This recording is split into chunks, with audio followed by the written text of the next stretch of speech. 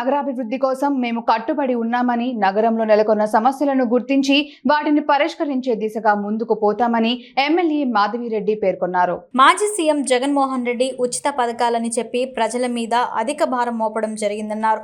గత వైసీపీ పాలనలో ప్రజల మీద కరెంటు బిల్లులు, ఇంటి పన్నులు, చెత్త పన్నులు, ఉద్యోగస్తుల పీఎఫ్లను వాడుకొని ప్రజల మీద భారం వేశారన్నారు. రాష్ట్రాన్ని జగన్మోహన్ రెడ్డి నిధులు లేకుండా నిధుల కొరతతో ప్రభుత్వాన్ని అప్పుల దశకు తీసుకుని వెళ్లారన్నారు. కడపలో ఎవరైనా మత్తు పదార్థాలకు బానిసలై దాడులు చేసుకుంటే వారిపైన కఠిన చర్యలు తీసుకోవడం జరుగుతుందని ప్రజలకు హెచ్చరించారు. కడపలో రౌడీ విధానాలు వైసీపీ పాలనతోనే పోయిందని, ఎవరూ కూడా చట్టానికి అతీతం కాదని, మిమ్మల్ని కాపాడుకోవాల్సిన బాధ్యత మీదే అన్నారు. కడప కార్పొరేషన్లో జనరల్ బాడీ మీటింగ్ జరిగింది. మీటింగ్లో వచ్చిన అంశాలు కడప నియోజకవర్గం అభివృద్ధి కోసం కార్పొరేషన్ వాళ్ళు పెట్టిన ప్రపోజల్స్, అలాగనే ఇంకా ఏ సమస్యలు కార్పొరేషన్ కమిషన్ వారి దృష్టికి తీసుకుపోవాలనే దాని మీద మేము కూడా పర్సనల్గా కొన్ని అంశాలను వారి దృష్టికి తీసుకుపోవడం జరిగింది. ముఖ్యంగా దాంట్లో దండు ప్రాంతంలో శ్మశానము, అలాగనే వైఎస్ఆర్ కాలనీలో 18 సంవత్సరాల క్రితం ఏర్పడింది. మా క్యాంపెయినింగ్లో వాళ్ళకి శ్మశానం కావాలని వాళ్ళు మమ్మల్ని అడగడం జరిగింది. దాని మీద కూడా అక్కడ కూడా శ్మశానం గురించి మాట్లాడడం జరిగింది. అలాగనే నకాష్లో బరియల్ గ్రౌండ్ కంప్లీట్గా తవ్వితే నీళ్ళు వస్తున్నాయి. అది సమస్య ఎన్నో రోజుల నుంచి, దాదాపు 10-15 సంవత్సరాల నుంచి ఆ సమస్య ఉంది. దాన్ని కూడా పట్టించుకోకపోవడం వల్ల అక్కడున్న ప్రాంతంలో ఉన్న వాళ్ళు 34-35 డివిజన్లో వాళ్ళందరూ ఇబ్బంది పడుతున్నారని చెప్తే దాన్ని కూడా పరిగణలోకి తీసుకొని దాన్ని కూడా ముందుకు పోవాలా, తదనుగుణంగా చేయాలని చెప్పారు. అలాగనే 34-35 డివిజన్లో ధోబీఘాటు అల్లరిమూకలు వచ్చి పగలగొట్టడము, అక్కడ ధోబీఘాటు యూస్ చేసుకుంటే గాంజా సేవించే వాళ్ళకి అక్కడ ఉన్న ప్రాంతంలో వీళ్ళు మూమెంట్ స్టార్ట్ అయితే వాళ్ళకి ఆ ప్రాంతంలో తిరగడం అవ్వదు అని చెప్పేసి మనం ఏదన్నా అక్కడ అభివృద్ధి కార్యక్రమాలు చేస్తే దాన్ని ధ్వంసం చేయడం జరుగుతూ ఉంది. ఇది అక్కడ ఉన్న స్థానికులు మాతో చెప్పడం జరిగింది. దాన్ని కూడా కమిషనర్ గారి దృష్టికి తీసుకుపోవడం జరిగింది. అలాగనే మిగతా రోడ్లు, కాలువలు, లైట్ల విషయంలో కూడా ముందుకు పోవడం జరుగుతుందని చెప్పినాము. అవి కూడా మిగతావి కూడా కన్సిడర్ చేయమని చెప్పినాము.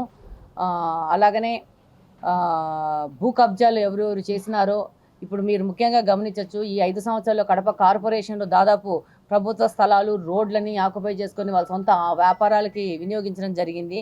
మీడియా వాళ్ళే ఈ యొక్క ఆర్టికల్స్ కూడా పబ్లిష్ చేస్తూ ఉన్నారు.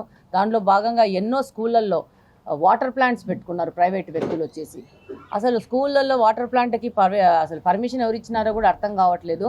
దాదాపు ఇప్పుడు కూడా లోపల వచ్చేసేసి ఆకు వీధిలో స్కూల్లో ఒక వాటర్ ప్లాంట్ పెట్టుకున్నారు మేడం, మీరు అది తీపిచ్చండి అని ఇప్పుడే 1 నిమిషం ముందు కూడా వచ్చి చెప్పిపోయారు. అలాగనే ఇక్కడ కూడా సిఎస్ఏ స్కూల్ దగ్గర కూడా మున్సిపల్ స్కూల్లో ఇంకా వైఎస్ఆర్ కాలనీలో కూడా ఇట్లా ప్రభుత్వ దాంట్లో వాటర్ ప్లాంట్ పెట్టడం జరిగింది. ఇవన్నీ తీయాల్సిన అవసరం ఉంది. వాళ్ళు పెట్టిన వాళ్ళకి మీ ద్వారా తెలియజేస్తున్నారు, ఎంత తొందరగా వీలైతే అంత తొందరగా తీసేయండి, లేకపోతే దానికి తగిన చర్యలు చట్టపరంగా తీసుకోవడం జరుగుతుంది. పర్మిషన్ ఇచ్చిన వాళ్ళను పనిష్ చేస్తాము, పెట్టిన వాళ్ళను కూడా పనిష్ చేస్తామని సందర్భంగా తెలియజేసుకుంటున్నాను. దాంతోపాటు జెడ్పీ ఆస్తులు కానీ, పోలీసు సంబంధించిన వాళ్ళ ఆస్తులు కానీ, ఇంకా ప్రభుత్వ ఆస్తులు ఏవైనా కానీ అవన్నీ కబ్జాలకు గురి అంటే వాటన్నిటిని మీరు ఎంత తొందరగా వీలైతే అంత తొందరగా మిమ్మల్ని మీరు కరెక్షన్ చేసుకోండి మీ ద్వారా వాళ్ళకి విజ్ఞప్తి చేస్తున్నాను. నిన్న కార్పొరేషన్లో కూడా ఇదే చెప్పాము కమిషనర్ గారి ముందు. ఏవేవి ఆక్యుపై చేసినారో వాటన్నిటిని మీరు ఒక్కసారి పరిశీలించి వాటిని వెకెట్ చేయించాల్సిన అవసరం ఉంది. అలాగనే మొన్న వైఎస్ఆర్ కార్యాలయము అక్రమంగా కట్టుకున్న దాన్ని మనం అందరం వెళ్ళి చూడడం జరిగింది. ఆ వెనక బాలాజీ లేఅవుట్ అని చెప్పేసి దాంట్లో కాలువని కబ్జా చేసి ప్రభుత్వ స్థలాన్ని దాదాపు 2-2.5 ఎకరాలు కబ్జా చేసినట్టు గుర్తించడం జరిగింది. దాని మీద కూడా ఆర్డీఓ గారితో మాట్లాడి దాన్ని కూడా సర్వే చేయించడం జరిగింది. కబ్జా గురైనట్టు నిర్ధారించడం జరిగింది. దాంట్లో బోర్డులు కూడా పెట్టించడం జరుగుతుంది.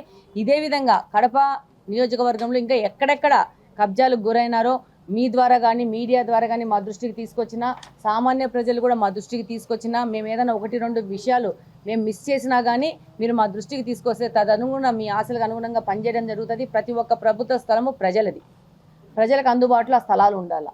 ఫ్యూచర్ అవసరాల కోసం వాటిని మనము ప్రిజర్వ్ చేసుకోవాలి. ఇలా ఈ 5 సంవత్సరంలో ఈ వైసీపీ సంబంధించిన నాయకులు దాడులు చేసి కబ్జాలు చేసుకుని అక్రమ సంపాదనలు, అక్రమ ఆస్తుల కూడబట్టుకోవడం జరిగింది. అవన్నీ మళ్ళీ ఈ 5 సంవత్సరాల్లో తీసేసి ప్రజలకు అప్పచెప్పేసి ప్రభుత్వానికి అప్పచెప్పాల్సిన బాధ్యత మనందరి మీద ఉంది కాబట్టి ఆ విధంగా పనిచేయడం జరుగుతుంది.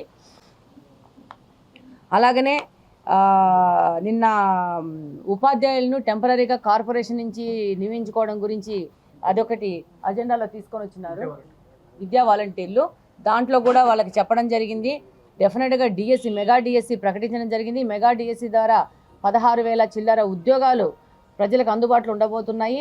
అలాగనే దాంట్లో ఉర్దూ పోస్టులు భర్తీ కూడా చేస్తామని తెలియజేసినాము. అలాగనే ఈ 117 జీవోను కూడా రద్దుపరిచి టీచర్లకి అండగా ముందుకు పోతామని చెప్పినాము. మిగతా డెవలప్మెంట్ కార్యక్రమాలు కూడా ముందుకు పోవడం జరిగింది. ముఖ్యంగా కడప నియోజకవర్గ అభివృద్ధి కోసం మేము కట్టుబడి ఉన్నాము. ఇక్కడున్న సమస్యల మీద గుర్తించి ఆ సమస్యల పరిష్కార దిశగా ముందుకు పోతామని ఈ సందర్భంగా తెలియజేస్తున్నాం.